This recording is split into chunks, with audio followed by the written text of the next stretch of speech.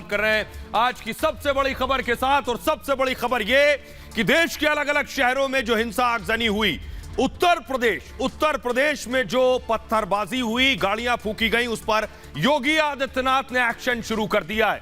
जी हां, योगी पूरे action mode में आ गए। बड़ी बैठक ली है योगी ने। लेकिन सबसे पहले मैं आपको दिखाने जा रहा हूं कि आखिर उत्तर प्रदेश के किस किस शहर दर शहर हिंसा और आगजनी हुई। जरा मैप दिखाइए। सबसे पहले मैं आपको दिखाने जा रहा हूं, यह है उत्तर प्रदेश का नक्शा और यूपी में कहां कहां हिंसा हुई देखिए जरा। सहारनपुर, मुरादाबाद, लखनऊ और प्रयागराज में हिंसा हुई। सबसे पहले सहारनपुर की तस्वीरें मैं आपको दिखाने जा रहा हूं। सहारनपुर में दिखाइए क्या हुआ।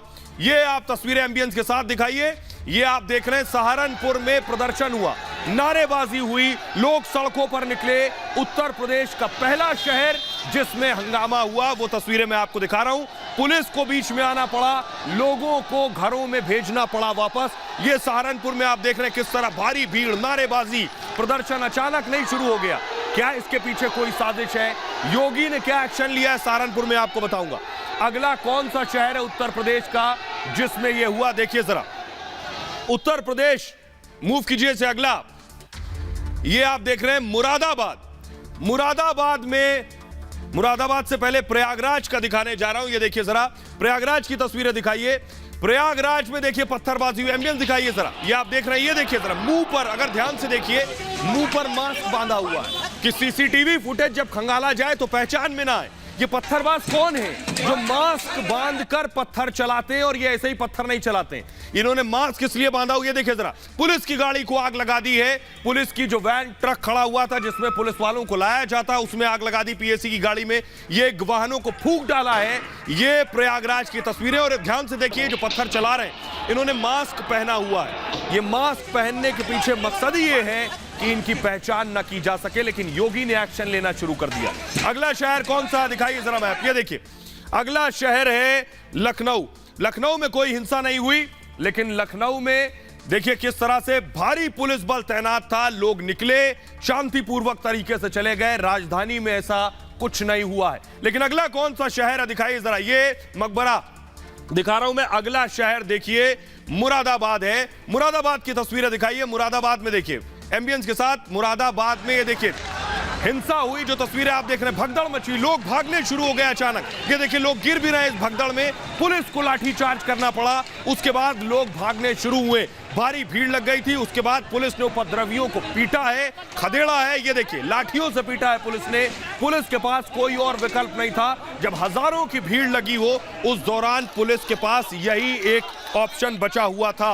अब ये देखिए लोग भागे, जो भीड़ भागी है, ये सब वहां हंगामा और नारेबाजी कर रहे थे। प्रदर्शन की इजाजत किसी ने नहीं ली थी। बिना इजाजत हर शहर में प्रोटेस्ट हो रहा था। नमाज पढ़ने की इजाजत थी, लोग गए, लेकिन उसके बाद जो प्रदर्शन हुए उस पर हंगामा बरपा है। आइए जरा मैं आपको सुनवाता हूं, प्रशासन को सुनिए। अवनीश अवस्थी क्या कह रहे हैं, जो कि अपर मुख्य सचिव हैं। प्रशांत कुमार क्या कह रहे हैं, जो एडीजी लॉ एंड ऑर्डर हैं। देखिए जरा उत्तर प्रदेश के हालात क्या हैं, उसके बाद आपको बताएंगे योगी ने क्या कार्रवाई की। पर्याप्त पुलिस बल सभी जनपदों में है। पर्याप्त जो है सतर्कता बरती जा रही है। लगभग अब सभी जगह शांति है। अगर किसी ने भी जो है अनावश्यक रूप से शांति व्यवस्था भंग करने का प्रयास किया है तो उनके विरुद्ध सख्त कार्रवाई की जाएगी। बहुत सारी जगहों पे जुमे की नमाज सख्त संपन्न हो चुकी है। कुछ जगहों पर वो समय के हिसाब से चीज़ें चल रही हैं और व्यापक पुलिस प्रबंध कराए गए हैं। लगभग 130 कंपनी पीएससी के डिप्लॉयड हैं और हमारे सारे अधिकारी और मजिस्ट्रेट्स लगातार भ्रमणशील हैं। पूरे जनपद मुरादाबाद में जुमे की नमाज बहुत ही शांतिपूर्ण रूप से संपन्न हुई है और इसके लिए निश्चित रूप से सभी जनपदवासी जो सौहार्द आज इन लोगों ने बनाया है, इसके लिए हम सबको बधाई देते हैं। कहीं किसी तरह की कोई अफरी बात नहीं है। जामा मस्जिद के बाहर कुछ युवकों ने नमाज के बाद नारेबाजी की, जिनको समझा बुझा कर उनको घरों को भेज दिया गया है। तो इस तरह की कोई अप्रिय स्थिति नहीं है। और आइए अब आपको बताने जा रहा हूं, इस खबर के बाद योगी आदित्यनाथ नजर बनाए हुए थे। योगी आदित्यनाथ ने एक बड़ी बैठक ली है, अपने आवास पर योगी ने बैठक ली है। लेकिन योगी ने साफ कर दिया है कि कोई पत्थरबाज बख्शा नहीं जाएगा। योगी ने साफ कर दिया है कि हर पत्थर का हिसाब होगा। देखिए जरा योगी का एक्शन क्या हुआ है अब तक। ये आपके सामने ग्राफिक्स के जरिए योगी आदित्यनाथ ने हर तस्वीर पर नजर बनाए हुई रखी है। हिंसा को लेकर योगी ने सख्त रुख अपनाया है। जो कुछ उत्तर प्रदेश में हुआ है, उपद्रवियों के खिलाफ कड़ी कार्रवाई करो, योगी ने साफ कह दिया है। शांति भंग करने वाले कोई भी छोड़े नहीं जाएंगे, किसी को छोड़ा नहीं जाएगा। हर जिले के अधिकारियों से रिपोर्ट तलब कर ली है योगी आदित्यनाथ ने। सभी जिलाधिकारियों को कड़ी कार्रवाई के आदेश दिए हैं। सभी डीएम को सहारनपुर से 35 से ज्यादा आरोपी सहारनपुर से गिरफ्तार कर लिए गए हैं। हाथरस में 20 से ज्यादा अरेस्ट हो चुके हैं अब तक। प्रयागराज में 15 और अंबेडकर नगर में 25 गिरफ्तारियां हो गई हैं। अब तक 100 से ज्यादा आरोपी अरेस्ट हो गए। लगभग 109 गिनती बताई जा रही है जिनकी गिरफ्तारी यूपी में हो चुकी है। शहर शहर थानों से बाकायदा मॉनिटरिंग के आदेश दे दिए गए हैं। प्रयागराज में अतिरिक्त पुलिस फोर्स बाकायदा भेजी गई है। पुलिस हेडक्वार्टर से पूरे यूपी पर निगरानी की जा रही है। एडीजी, डीजीपी, मुख्य सचिव हेडक्वार्टर में लगातार सक्रिय है। इस वक्त प्रयागराज में एडीजी, आईजी, डीएम और एसएसपी घायल हुए हैं। खबर योगी तक ये पहुंची है। प्रयागराज में पुलिस पर देसी बमों से हमले की भी खबर है। पुलिस से बचने के लिए बच्चों को आगे कर दिया गया, यह भी योगी को बताया गया है। हालात इतने बिगड़े कि एडीजी को बंदूक उठानी पड़ गई। प्रयागराज में अर्धसैनिक बलों के कुछ जवान भी इस हिंसा में घायल हुए हैं। जुमे की नमाज को लेकर पहले से ही यूपी में अलर्ट जारी किया गया था। कानपुर में पुलिस हाई अलर्ट पर 12 कंपनी पीएसी तैनात की गई थी, आपको बताऊं, और कई संवेदनशील शहरों में फ्लैग मार्च भी किया गया। ड्रोन और दूरबीन से पुलिस लगातार निगरानी रख रही थी क्या चल रहा है। मेरठ में इंटरनेट पर भी पुलिस की पैनी नजर थी। इस दरमियान बरेली मस्जिदों के आसपास छतों पर निगरानी रखी जा रही थी। अलीगढ़ में भी भारी पुलिस फोर्स मौजूद रही। इस दौरान पुलिस की सतर्कता से ही हिंसा पर कंट्रोल हुआ है यूपी में, वरना साजिश क्या बड़ी थी। आइए अब आपको सुनवाता हूं मैं, सुनिए जरा समाजवादी पार्टी के सांसद शफीकुर रहमान बर्क क्या कह रहे हैं और डिप्टी सीएम केशव प्रसाद मौर्य क्या कह रहे हैं, सुनिए जरा। अब ये क्यों हो रहा है तो गवर्नमेंट को इसको भी सोचना चाहिए। ये बंद क्यों नहीं हो रहा, ये ना बंद होने की वजह भी यही है। ये क्यों इस पर कोई जिम्मेदारी से कोई कार्रवाई नहीं करते, उनके खिलाफ क्यों नहीं अरेस्ट किया, उनको क्यों नहीं बंद किया जेल के अंदर। हाँ, मुकदमा चलाएं उनके खिलाफ। भाई तुमने सारे मुल्क का माहौल बिगाड़ दिया। दो आदमी जो मुल्क का माहौल बिगाड़ सकते हैं तो उनके खिलाफ उनकी तो कोई कसूर नहीं जी। अब जो प्रोटेस्ट कर रहे हैं उनके खिलाफ कार्रवाई है। जो माहौल खराब करने की कोशिश करेंगे, जांच करके उनके खिलाफ कठोरतम कार्रवाई की जाएगी। उत्तर प्रदेश दंगा मुक्त प्रदेश था, है और रहेगा। इसे कोई दंगा ग्रस्त करने की कोशिश करेगा तो वह ध्यान रखे कि कानून उसके खिलाफ कठोरता से निपटे। अगर जहाँ कहीं पर भी किसी ने कोई इस प्रकार की साजिश करके शरारत की है तो जांच करके कार्रवाई करें। तो उत्तर प्रदेश में जो साजिश हुई उस पर तो कार्रवाई हो गई, लेकिन क्या ऐसी साजिश पूरे देश के लिए थी? ये मैं क्यों कह रहा हूं? क्योंकि हर शहर, हर राज्य से ऐसी तस्वीर आई। देखिए जरा, अगला राज्य, ये पूरे हिंदुस्तान का नक्शा आप देख रहे हैं। देश की राजधानी दिल्ली, दिल्ली में देखिए क्या हुआ। तस्वीरें दिखाइए, प्ले कीजिए फास्ट। ये आप देख रहे हैं दिल्ली की तस्वीरें, जामा मस्जिद, दिल्ली की जामा मस्जिद की तस्वीरें एम्बियंस के साथ दिखाइए। लोग निकले हैं, जामा मस्जिद की सीढ़ियों पर खड़े हैं। यही नारेबाजी शुरू हो गई, यही हंगामा शुरू हो गया। पुलिस यहां उस दौरान मौजूद थी, लेकिन जामा मस्जिद की जो तस्वीरें सामने आई हैं, आखिर ये प्रदर्शन कौन कर रहा था? क्या ये पहले से बुलाया गया था? देश की राजधानी दिल्ली में हजारों लोग जब सड़कों पर आए, बिना इजाजत प्रदर्शन करने लगे, तो ये बेवजह नहीं होता। क्या इसके पीछे कोई कॉल दी गई थी? बड़ा सवाल ये। जामा मस्जिद के जो इमाम हैं, शाही इमाम, ये देख रहे हैं अहमद बुखारी ने असदुद्दीन ओवैसी की तरफ उंगली उठा दी है कि ये जो कुछ दिल्ली में हुआ, क्या इसके लिए असदुद्दीन ओवैसी जिम्मेदार हैं? क्या कह रहे हैं शाही इमाम? आइए आपको बताने जा रहा हूं। जो जामा मस्जिद के शाही इमाम हैं, उन्होंने कहा है कि उनका इसमें कोई रोल नहीं है। देखिए जरा, ये आप देख रहे हैं, शाही इमाम का कहना है जामा मस्जिद पर प्रदर्शन हमने नहीं बुलाया, मस्जिद समिति ने विरोध नहीं किया। यानी वो जो प्रोटेस्ट हो रहा था, मस्जिद समिति का उससे कोई ताल्लुक नहीं है। प्रदर्शन में कौन लोग थे, हमें इसके बारे में जानकारी नहीं है। और कल जब विरोध की योजना बनी थी, उन्होंने कहा, हमने साफ कहा था कि हम इसमें शामिल नहीं होंगे। उन्होंने कहा विरोध करने वाली भीड़ कौन थी हमें नहीं पता, और लगता है विरोध करने वाले लोग ओवैसी के लोग हैं, उन्होंने यह कहा। अहमद बुखारी जामा मस्जिद के शाही इमाम हैं। आइए अब आपको सुनवाता हूं, सुनिए जरा दिल्ली की डीसीपी सेंट्रल दिल्ली की श्वेता चौहान क्या कह रही हैं, सुनिए। आज जैसे कि जुमे की नमाज होती है, फ्राइडे प्रेयर जो होती है इसके लिए वहाँ पे गैदरिंग थी। मस्जिद के अंदर करीब 1500 के लगभग लोग थे। जब ये प्रेयर ख़त्म हुई, नमाज ख़त्म होने के बाद कुछ लोग सीढ़ियों पर ही इकट्ठा हो गए और वहीं से ग्रुप बना के बाहर आए। बाहर कुछ लोग उनमें आके मिले, उन्होंने फिर कुछ प्लेकार्ड्स दिखाए हैं। प्रोटेस्ट बाहर किया गया है, लोग अंदर से इकट्ठा हो गया है, लेकिन प्रोटेस्ट बाहर की सड़क पर किया गया है, बिना परमिशन के किया गया था, तो इसमें लीगल एक्शन लेंगे। आइए खबरों में आगे बढ़ते हैं, और अब आपको सिर्फ एक शहर नहीं, दिल्ली नहीं, अगला देखिए शहर कौन सा है, मैप दीजिए। यह हिंदुस्तान का नक्शा आ गया है। अगला शहर है, देखिए, झारखंड। झारखंड में सबसे ज्यादा खतरनाक तरीके से आगजनी और हिंसा हुई। विजुअल दिखाइए जरा, ये आप देखिए, ये देखिए, सड़कों पर दौड़ रहे हैं, हंगामा कर रहे हैं, नारेबाजी कर रहे हैं, और उसके बाद देखिए झंडों के साथ सड़कों पर उतर आए। प्रशासन संभालने की कोशिश करता रहा, कोई रुकने को तैयार नहीं था। सोचिए जरा, आग लगा दी, ठेले में आग लगा दी। बेचारा रोज कमाना खाने वाला कोई शख्स होगा, वो ये ठेला लगाता होगा, उसके ठेले में आग लगा दी गई। सोचिए क्या मंजर और आलम होगा। इस ठेले वाले की क्या गलती थी जिसके ठेले को जला दिया गया। हिंसा में, इस तरह की हिंसा में ऐसे ही बेगुनाह लोग चपेट में आते हैं। ये देखिए, गाड़ियों में आग लगा दी, वाहनों में आग लगा दी, जो जहां मिला वहां आग लगा दी गई। तो सवाल यह है कि आखिर कौन हिंसा भड़का रहा है। जरा मुख्यमंत्री को सुनिए, झारखंड के हेमंत सोरेन को, वो क्या कह रहे हैं। कानून, संविधान भी यही कहता है कि जो जुर्म करता है उसे सजा भी मिलना चाहिए। इसलिए सभी से अपील होगा कि कोई ऐसी घटनाओं को अंजाम ना दें जहां वो जुर्म के भागीदारी करें।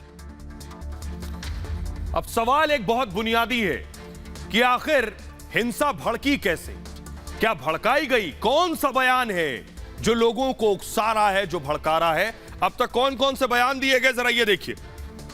यही नहीं, एक और राज्य, एक और शहर जिसमें इसी तरह की तस्वीरें सामने आई हैं। देश का कौन सा राज्य, कौन सा शहर बचा है, देखिए जरा। अब आपको लिए चलते हैं सीधे नीचे, हैदराबाद।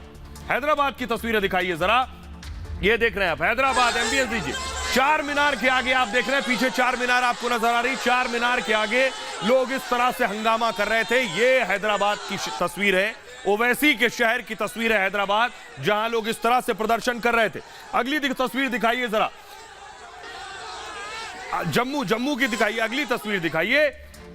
ये जो ग्राफिक्स के जरिए मैं आपको ऊपर लिए चलता हूं, जम्मू कश्मीर की तस्वीर दिखाइए। जम्मू कश्मीर में भी इसी तरह का प्रदर्शन हुआ। ये जो आप देख रहे हैं, देखिए, वहां भी लोग सड़कों पर निकले, नारेबाजी करने लगे बिना इजाजत। देश के अलग अलग शहरों में ये सब कुछ हो रहा था, लेकिन सिर्फ जम्मू नहीं, अगर मैं ऊपर से चलिए तो आप जम्मू कश्मीर हो, पंजाब हो, राजस्थान हो, या दिल्ली हो, या देश का कोई और शहर और राज्य हो, हर जगह प्रदर्शन हो रहा था। यही स्थिति एक और राज्य में थी। अब आपको लिए चलते हैं महाराष्ट्र। देखिए जरा, महाराष्ट्र की पहली तस्वीर मैं आपको दिखाऊंगा, सोलापुर में। देखिए एम्बियंस के साथ ये जो भीड़ यहां से वहां तक आपको नजर आ रही है।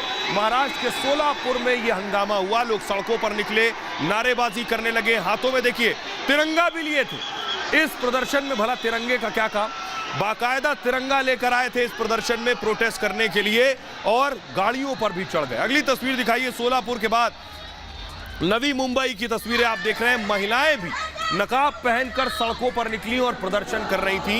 ये सारी चीजें बिना इजाजत के हो रही थी। अब जरा सुनिए ओवैसी के सांसद इम्तियाज जलील क्या कह रहे हैं, और महाराष्ट्र के गृह मंत्री दिलीप वलसे पाटिल, सुनिए जरा। हम तो ये कह रहे हैं, किसी भी जाति, किसी भी धर्म, किसी भी धार्मिक गुरु, किसी भी हमारे नबी के खिलाफ अगर कोई बोलता है तो ऐसा कानून लाया जाए कि उसके ऊपर सख्त कार्रवाई होनी चाहिए, फौरन कार्रवाई होनी चाहिए। देश के अलग अलग प्रांतों में और महाराष्ट्र में भी मुस्लिम समाज के तरफ से एक आंदोलन किया गया, लेकिन मैं एक महाराष्ट्र को बताना चाहता हूँ, महाराष्ट्र में सब जगह परिस्थिति अभी पूरी कंट्रोल में है, शांत है। महाराष्ट्र के बाहर कुछ जगह कुछ गलत इंसिडेंट हुए हैं। अब एक बुनियादी सवाल यह है कि आखिर यह साजिश कौन रच रहा था। एक बुनियादी सवाल यह है आखिर इस सब के पीछे कौन है। मैप के जरिए मैं आपको दिखाने जा रहा हूं। देखिए जरा कहां से कहां तक ये पूरी साजिश रची गई। देखिए जरा, उत्तर प्रदेश कानपुर से जो शुरू हुई, कानपुर से जम्मू कश्मीर, क्या दिल्ली, हैदराबाद, महाराष्ट्र, झारखंड, राजस्थान और पंजाब से भी खबर आई। ये जो जाल आप देख रहे हैं प्रदर्शन का, क्या ये अपने आप हुआ या इसके पीछे कोई गहरी साजिश है? तो सवाल यह है कि आखिर हंगामे के पीछे है कौन। तो आइए अब आपके जहन में एक सवाल यह आ रहा होगा, ये जो शहर शहर भीड़ लगी थी, इस भीड़ को देखकर कोई भी आम इंसान, कोई भी घर परिवार वाला शख्स डरेगा जब इस तरह की भीड़ सड़कों पर होगी। तो हंगामे के पीछे कौन है? सवाल ये, कैसे शहर शहर एक साथ प्रदर्शन हुए?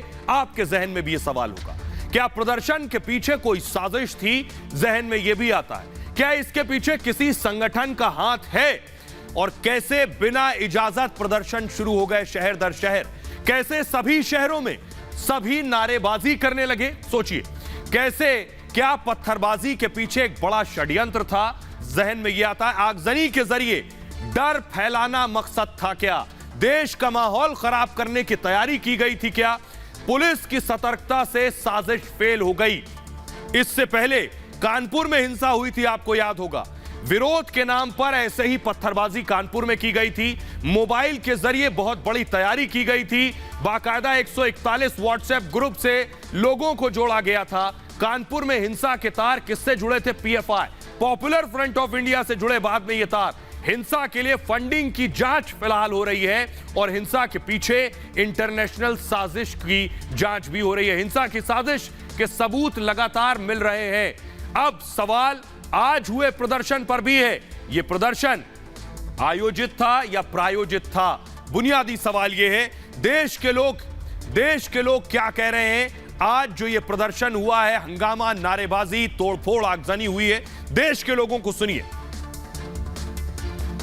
निश्चित ही साजिश झलकती है, क्योंकि किसी भी व्यक्ति को यदि किसी की भावनाएं आहत हो गई किसी के वक्तव्य से, तो उसे कानून को अपने हाथ में लेने का अधिकार नहीं है। देश में एक साथ प्रदर्शन का जो प्रदर्शन किया जा रहा है, उसकी साफ साजिश झलक रही है। इसमें कहीं ना कहीं देश के बाहरी व्यक्ति हैं जो देश का माहौल खराब करना चाह रहे हैं। ये साफ साफ साजिशी है और ये कानपुर की, उत्तर प्रदेश की छवि को धूमिल करने का प्रयास करा गया है। इसमें योगी जी और मोदी जी की छवि को धूमिल करने के लिए ये प्रयास करा गया। ये जो साजिश है, ये एक तरह से देखा जाए तो बहुत गलत है।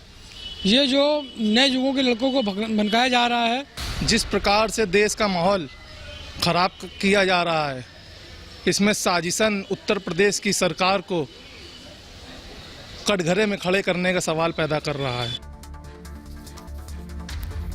खबरों में आगे बढ़ते हैं और अब बात असदुद्दीन ओवैसी की।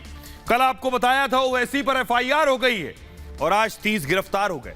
एआईएमआईएम के ओवैसी के 30 कार्यकर्ता गिरफ्तार हो गए। असदुद्दीन ओवैसी पर कल एफआईआर हुई तो एक के बाद एक 10 ट्वीट कर दिए ओवैसी ने और कहा, बताओ मेरा कौन सा बयान भड़काने वाला था। तो ओवैसी के ऊपर एफआईआर हुई और ओवैसी के कार्यकर्ता प्रदर्शन करने पहुंच गए अपने नेता के एफआईआर के खिलाफ। ये देखिए जरा, ये एआईएमआईएम के कार्यकर्ता जो मुर्दाबाद के बैनर पोस्टर के साथ थाने के बाहर प्रदर्शन कर रहे थे। अगली तस्वीर दिखाइए जरा। इनमें से कई कार्यकर्ताओं को पुलिस ने देखिए हिरासत में लिया है। तस्वीरें आप देख रहे हैं, महिलाएं भी शामिल थी। ओवैसी के कार्यकर्ता थे जिन्हें हिरासत में लिया गया, महिला और पुरुष शामिल थे जिन्हें हिरासत में लिया गया, लेकिन आज इन्हें गिरफ्तार कर लिया गया है। 30 जो कार्यकर्ता हैं उनकी गिरफ्तारी हुई है। अब देखिए जरा आखिर ये क्या कर रहे थे जो इन्हें अरेस्ट किया गया है। तो ये आप देख रहे हैं, ओवैसी के 30 समर्थक, एआईएमआईएम के कार्यकर्ता हैं। ओवैसी के 30 समर्थकों की गिरफ्तारी हुई है। दिल्ली के संसद मार्ग थाने में इनकी गिरफ्तारी हुई। संसद मार्ग थाने के बाहर दरअसल ये सभी प्रदर्शन कर रहे थे और पटियाला हाउस कोर्ट ने सभी को जेल भेज दिया है। ओवैसी के कार्यकर्ताओं को कोर्ट ने 3 दिन की इन्हें न्यायिक हिरासत, जुडिशियल कस्टडी में भेजा है और बिना इजाजत प्रदर्शन कर रहे थे ओवैसी के समर्थक। पुलिस ने पहले इन्हें रोका और नहीं माने तो हिरासत में लिया, फिर इन्हें गिरफ्तार किया। एफआईआर दर्ज करने के बाद समर्थकों ने जंतर मंतर के लिए इजाजत मांगी थी, प्रदर्शन की इजाजत नहीं मिली तो अचानक ये संसद मार्ग पहुंच गए और ओवैसी के खिलाफ एफआईआर का ये विरोध कर रहे थे। पुलिस ने ओवैसी के खिलाफ एफआईआर दर्ज की है। आइए, ओवैसी पर भड़काऊ बयान देने का आरोप लगाकर पुलिस ने ये एफआईआर दर्ज की। ओवैसी के खिलाफ जो एफआईआर दर्ज हुई है, आइए वो आपको बताने जा रहा हूं। ओवैसी अकेले नहीं, ओवैसी के साथ साथ कई नाम हैं जिनके खिलाफ एफआईआर दर्ज हुई है। ओवैसी के साथ 2 एफआईआर दर्ज हुई। दरअसल उसमें कौन कौन है आपको बताऊंगा। पहले देखिए, दिल्ली पुलिस ने ओवैसी पर यह मुकदमा दर्ज किया है और ओवैसी पर भड़काऊ बयान देने का आरोप लगाया गया है। भड़काऊ संदेश पोस्ट करने का भी आरोप है ओवैसी पर। पुलिस ने 2 दरअसल अलग अलग एफआईआर दर्ज किए, एक नुपुर शर्मा पर और 31 बाकियों पर, तो कुल 32 एफआईआर दर्ज हुई हैं 2 अलग अलग मामलों में। इसको मूव कीजिए आगे। धारा 153 पूजा के स्थान पर गलत टिप्पणी, 153 के तहत 5 साल की सजा और जुर्माना है इस मामले में। इसके अलावा धारा 295 धार्मिक स्थल का मजाक उड़ाना इसमें शामिल है, जिसमें 2 साल की सजा, जेल और जुर्माना है। अगली धारा है धारा 505 2 समुदायों में जहर फैलाना शामिल है। इस मामले में एफआईआर दर्ज हुई, साल सजा, 2 साल जेल है और जुर्माना भी है इसमें शामिल। आइए खबरों में आगे बढ़ते हैं। ओवैसी के 30 कार्यकर्ता जो हैं अभी 3 दिन तक जेल में रहेंगे। अगली बड़ी खबर है, बड़ी खबर सियासत से है और दिलचस्प खबर है। आप सभी जानना चाहते हैं कि राज्यसभा का चुनाव हुआ, कौन जीता कौन हारा। तो सबसे पहले आपको दिखाऊं, बड़ा दिलचस्प चुनाव था। महाविकास अघाड़ी, जिसमें शिवसेना, कांग्रेस और एनसीपी का गठबंधन है, एमवीए को ओवैसी का साथ मिल गया है। आपको भी ताज्जुब होगा कि कांग्रेस शिवसेना के साथ असदुद्दीन ओवैसी आकर मिल गए। ये कैसे हुआ? पहले तस्वीरें देखिए, ये आपको दिखा रहा हूं मैं। एमएलए, कांग्रेस के एमएलए को देख रहे हैं। कांग्रेस के एमएलए जो वोट डालने पहुंचे, उन्हें एआईएमआईएम के एमएलए का साथ मिला है। पहली तस्वीर। अगली तस्वीर दिखाइए। अगली तस्वीर आप देख रहे हैं, ये शिवसेना के एमएलए, शिवसेना के एमएलए भी वोट देने के लिए पहुंचे राज्यसभा चुनाव के लिए। लेकिन देखिए जरा, कांग्रेस और ओवैसी कैसे साथ साथ आ गए हैं, ये अपने आप में दिलचस्प है। अमूमन एक नॉर्थ पोल और एक साउथ पोल है, लेकिन देखिए दोनों साथ साथ हैं चुनाव के मौके पर। महाराष्ट्र में बड़ा सियासी दांवपेच देखने को मिला है। ओवैसी आ गए महाअघाड़ी के साथ। सोचिए कैसे हुआ। ओवैसी का कांग्रेस उम्मीदवार को समर्थन दिया ओवैसी ने, इमरान प्रतापगढ़ी को समर्थन का ऐलान किया और जिसका सीधा फायदा अब शिवसेना को मिलेगा। कैसे? क्योंकि अब उसके दोनों उम्मीदवार जीत सकते हैं। साथ ही साथ जबकि उसके पास एक उम्मीदवार जिताने के वोट थे, एमआईएम के सपोर्ट से 2 उम्मीदवार जीत जाएंगे। ओवैसी के समर्थन पर राज ठाकरे ने जरूर सवाल उठा दिए हैं। कहा है शिवसेना के हिंदुत्व का चेहरा बेनकाब हुआ है। राज ठाकरे का कहना है शिवसेना निजाम के वंशजों का समर्थन भी ले सकती है। राज ने ऐसे हमला किया है। महाराष्ट्र में राज्यसभा की 6 सीटों पर दरअसल मतदान हुआ है, लेकिन वोटिंग का मुद्दा चुनाव आयोग तक पहुंच गया है। और बड़ी बात यह है कि चुनाव आयोग अब इस पे आगे की तस्वीर साफ करेगा। तो यह बात हो गई महाराष्ट्र की। आज राजस्थान में भी वोटिंग हुई। सबसे पहले आपको दिखाते हैं राजस्थान में हुआ क्या खेल। तो देखिए जरा, राजस्थान में कांग्रेस एमएलए को देख रहे हैं जो बेचारे कई दिन से होटल में थे, आज वोट देने के लिए सीधे विधानसभा पहुंचे। सबसे पहले अशोक गहलोत को देख रहे हैं, मुख्यमंत्री वोट देने के लिए पहुंचे राज्यसभा चुनाव के लिए। अगली तस्वीर दिखाइए जरा, बीजेपी के विधायक भी पहुंचे वोट देने के लिए, ये आप देख रहे हैं। उसके बाद बीच में कुछ हंगामा हुआ होगा, लेकिन सवाल ये है ये वोटिंग की वजह से हुआ। बड़ा खेल क्या हुआ है राजस्थान में वोटिंग के दौरान, ये आपको बताने जा रहा हूं। किसने क्रॉस वोटिंग कर दी और किसने सारा खेल बिगाड़ दिया, देखिए जरा। तो ये है राजस्थान की स्थिति। राजस्थान में कांग्रेस 3 सीट जीत गई। जी हां, कांग्रेस को फायदा हुआ राजस्थान में। वासनिक, सुरजेवाला, तिवारी चुनाव जीत गए हैं। 3 सीटें कांग्रेस जीत गई। बीजेपी के घनश्याम तिवारी भी चुनाव जीते हैं और निर्दलीय उम्मीदवार सुभाष चंद्रा चुनाव हार गए राज्यसभा का। सुभाष चंद्रा को बीजेपी का तो समर्थन मिला था, लेकिन उन्हें उम्मीद थी क्रॉस वोटिंग की, लेकिन बीजेपी में ही क्रॉस वोटिंग भी हो गई। यही उनके लिए नुकसानदायक रहा। क्रॉस वोटिंग से चंद्रा की उम्मीदें खत्म हो गई राजस्थान में और शायद चंद्रा को हार का एहसास हो गया था पहले से, इसलिए वो काउंटिंग से पहले ही दिल्ली लौट गए। कहा राजस्थान से रिश्ता बना रहेगा, आते जाते रहेंगे। सुभाष चंद्रा हरियाणा से राज्यसभा सांसद रह चुके हैं, इससे पहले इस बार राजस्थान से दांव आजमा रहे थे। आइए सुनवाते हैं अब आपको अशोक गहलोत को, सुनिए जरा, और सचिन पायलट को क्या कह रहे हैं। अपना घर संभालना चाहिए क्योंकि भगदड़ मची हुई वहाँ पर है। इन्होंने जिस प्रकार से 30 उम्मीदवार खड़ा किया उसको उनकी पार्टी के विधायकों ने लाइक नहीं किया। अनावश्यक हॉर्स ट्रेडिंग से दूसरा उम्मीदवार जीतने की क्या तुक थी। ये मतलब हालात पूरे प्रदेश में रिएक्शन है। अनावश्यक चुनाव करवा दिए, वरना चारों सीटें 3 हमारी, 1 बीजेपी आराम जीती थी। ऐसे एक्ट को कोई लाइक नहीं करता। कोई भी विधायक नहीं चाहता था उस पर कोई दबाव पड़े, और अब लगभग हर दल, हर पार्टी, हर राज्य में, हर चुनाव में ऐसा करने के लिए विवश हो गई है। ये परंपराएं पहले नहीं थी, लेकिन दुर्भाग्यवश ऐसी स्थिति पैदा हुई है पिछले 5-7 सालों में देश में कि अनावश्यक दबाव बनाया जाता है। तो बात महाराष्ट्र की हो गई, राजस्थान की हो गई। आइए अब आपको लिए चलते हैं, हरियाणा में भी आज वोटिंग हुई, लेकिन हरियाणा में ये देखिए, ये आप देख रहे हैं हरियाणा में दीपेंद्र हुड्डा को देख रहे हैं, जो कांग्रेस के, उनके घर के बाहर की तस्वीरें आप देख रहे हैं। ये देखिए पूरी बस तैयार है, विधायकों से भरी हुई। ये बस जा रही है विधानसभा, वोट देने के लिए पहुंची थी। कांग्रेस के एमएलए दीपेंद्र हुड्डा को देख रहे हैं, विक्ट्री साइन दिखा रहे हैं। अगली तस्वीर दिखाइए जरा। अगली तस्वीर आप देख रहे हैं बीजेपी एमएलए जो जब वोट देने पहुंचे उसके बाद की तस्वीरें आप देख रहे हैं। विधानसभा के अंदर की तस्वीरें मैं आपको दिखा रहा हूं, लेकिन हरियाणा में एक बड़ा उलटफेर होगा। जी हां, हरियाणा में एक अलग खेल हुआ, वो भी बताएंगे, लेकिन उलटफेर होगा, वो क्या हो सकता है ये आपको बताते हैं। देखिए जरा, हरियाणा में भी पेच फंस गया है राज्यसभा को लेकर। जी हां, चुनाव आयोग ने वोटों की गिनती फिलहाल हरियाणा में रोक दी है।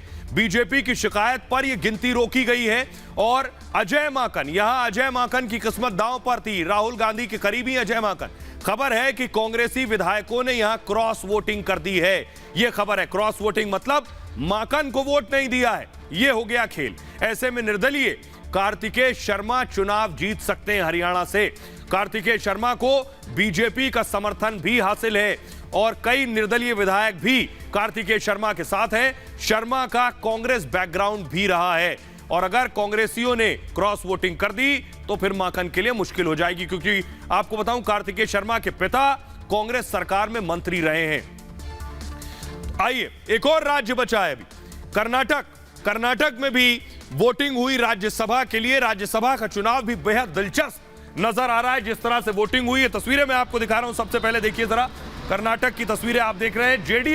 जेडीएस के विधायक रिजॉर्ट में थे। कुमारस्वामी ने अपने विधायकों को रिजॉर्ट में रख रखा था, और आज पहुंचे जब विधानसभा, ये देखिए इसी बस में पहुंचे हैं वोट देने के लिए। अगली तस्वीर दिखाइए जरा। अगली तस्वीर आप देख रहे हैं बीजेपी के विधायक कर्नाटक विधानसभा में, लेकिन यहां भी फंस गई जेडीएस। कुमारस्वामी ने बहुत तैयारी की थी कि विधायक इधर से उधर ना हो। उन्होंने कहा था कांग्रेस उनके विधायकों को फंसाने की कोशिश कर रही है, लेकिन देखिए क्या हुआ, जेडीएस अपना कुनबा नहीं बचा पाई। झटका ये लगा है, राज्यसभा चुनाव में जेडीएस बिखर गई, और उसके 2 उम्मीदवारों ने क्रॉस वोटिंग कर दी है। रिजॉर्ट में रखने का कोई फायदा नहीं हुआ। ऐसे में जेडीएस उम्मीदवार का जीतना अब मुश्किल हो गया है। वैसे भी जेडीएस के पास जीतने के लिए वोट नहीं थे, और दरअसल कर्नाटक में 4 सीटों पर चुनाव हुए हैं, और बीजेपी की 2 और कांग्रेस की 8 सीट पक्की है इन 4 में से। लेकिन चौथे के लिए जेडीएस, बीजेपी, कांग्रेस मैदान में थी। अब किसकी लॉटरी लगती है, इसका सबको इंतजार रहेगा। चुनाव आयोग ने वोटों की गिनती फिलहाल रोक दी है। तस्वीरें मैं आपको दिखाता हूं। बीजेपी के नेता बाकायदा चुनाव आयोग के पास पहुंचे शिकायत करने के लिए।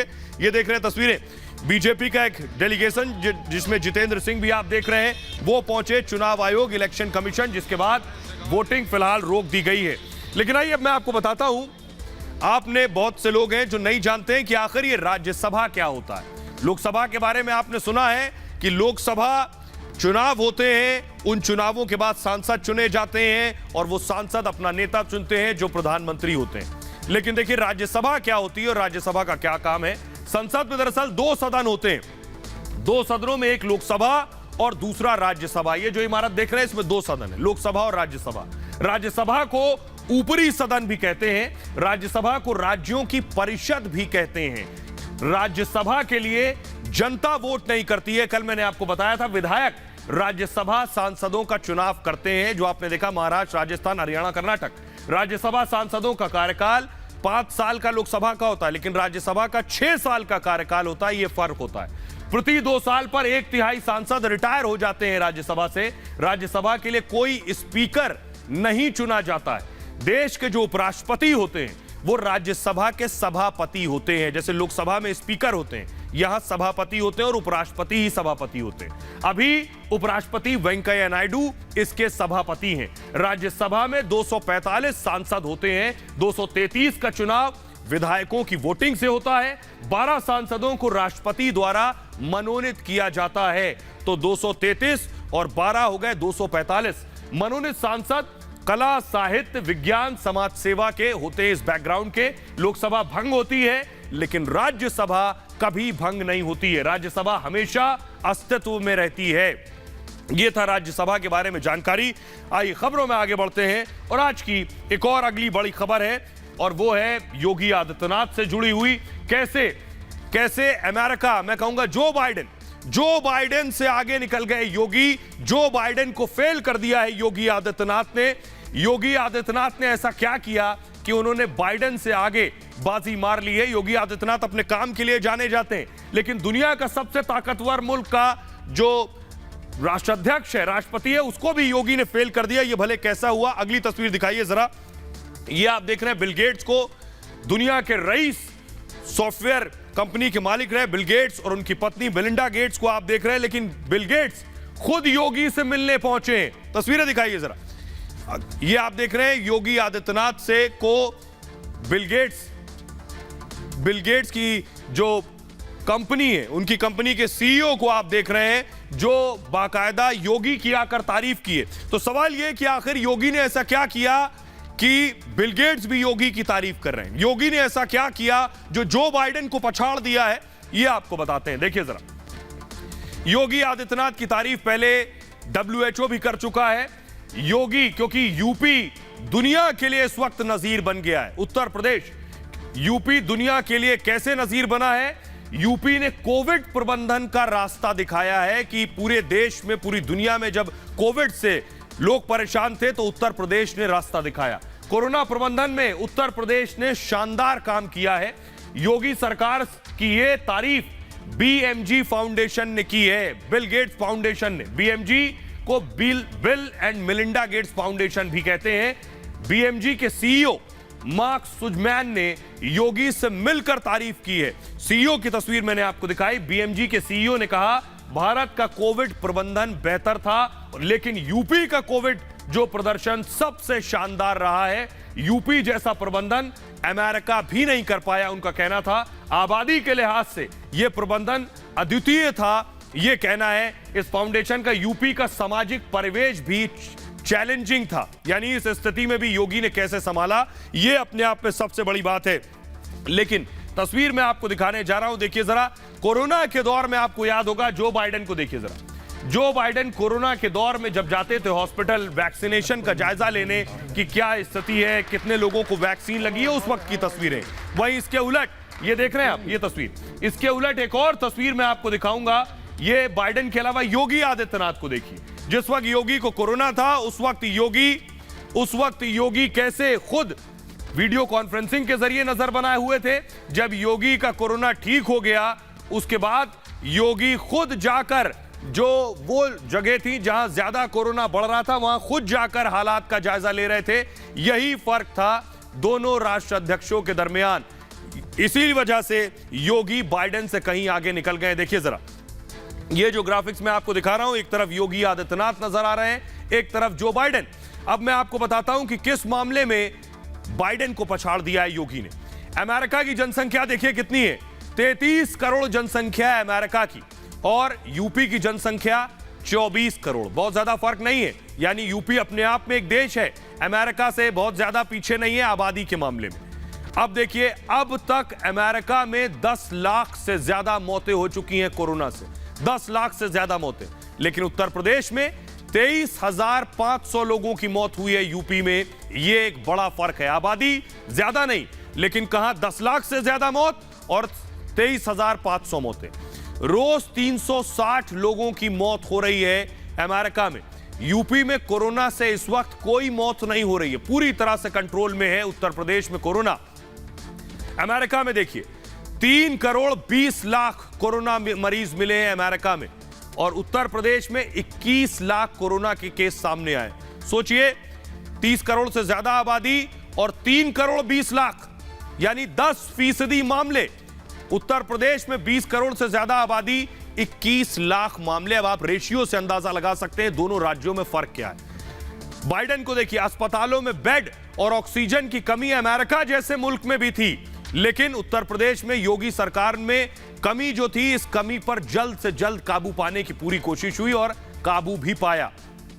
अमेरिका में देखिए डेल्टा, ओमिक्रॉन, सबने कहर बरपाया अमेरिका के अंदर, लेकिन योगी ने देखिए शुरुआत के दौर के बाद कोरोना काबू में रहा। उसके बाद अमेरिका में वैक्सीन की बहुत ज्यादा कमी हो गई, अमेरिका में वैक्सीनेशन नहीं हो पा रहा था, लेकिन उत्तर प्रदेश में, यूपी में 31 करोड़ से ज्यादा कोविड के टीके लगे हैं लोगों को अब तक। यह है यूपी के लिए बड़ा टारगेट। सोचिए जरा, 31 करोड़ से ज्यादा कोविड के टीके, आबादी है 20 करोड़ से ज्यादा, यानी डबल वैक्सीनेशन भी हो चुका है लोगों को। अमेरिका पूरी आबादी को टीके नहीं लगा पाया। WHO कोविड प्रबंधन पर सवाल उठा चुका है। वर्ल्ड हेल्थ ऑर्गेनाइजेशन अमेरिका पर, बाइडेन पर सवाल उठा चुका है। सबसे बुरी तरीके से अमेरिका ने कोरोना को हैंडल किया है। लेकिन दूसरी तरफ देखिए, World Health Organization track, test, treat policy की तारीफ कर चुका है। यही फर्क है दोनों नेताओं में। एक तरफ जो बाइडेन है, दूसरी तरफ योगी आदित्यनाथ है। यह बता रहा है कि योगी आदित्यनाथ ने जो बाइडेन को कोरोना के प्रबंधन के मामले में कैसे पछाड़ दिया है। आइए अगली तस्वीर में आपको दिखाने जा रहा हूं कि कैसे बिल गेट्स और मिलिंडा गेट्स, ये जो तस्वीरें आप देख रहे हैं, ये तस्वीर मैं आपको दिखा रहा हूं। ये BMG क्या है? ये BMG का काम ये है जिसने योगी आदित्यनाथ को इतना बड़ा प्रशंसा की है, योगी आदित्यनाथ को इतना बड़ा रिवॉर्ड दिया है, अमेरिका से बेहतर बताया उत्तर प्रदेश के हालात को। ये जो आप देख रहे हैं, ये है BMG। आइए आपको बताता हूं ये BMG है क्या, ये समझिए जरा। देखिए जरा BMG क्या है, ये मैं आपको बताने जा रहा हूं। ये गैर सरकारी वैश्विक संगठन है और जो सामाजिक उद्देश्य के लिए काम करता है, शिक्षा, स्वास्थ्य और गरीबों पर फोकस करता है। ये संस्था दुनिया भर के लोगों की चैरिटी करता है। दरअसल ये दुनिया की दूसरी सबसे बड़ी चैरिटेबल संस्था है और BMFG की संपत्ति $50 बिलियन से ज्यादा है। BMFG मतलब bill and Melinda Gates foundation. ये इस कंपनी के बारे में मैं आपको बता रहा था। साल 2000 में वॉशिंगटन के सिएटल में इसकी स्थापना की गई थी और बिल गेट्स ने समाज सेवा के लिए BMFG की नींव रखी। खबरों में आगे बढ़ते हैं, कहीं मत जाइएगा, एक छोटे से ब्रेक के लिए रुक रहे हैं। आप अपना बहुत ख्याल रखिए, लौट रहे हैं कुछ और बड़ी खबरों के साथ।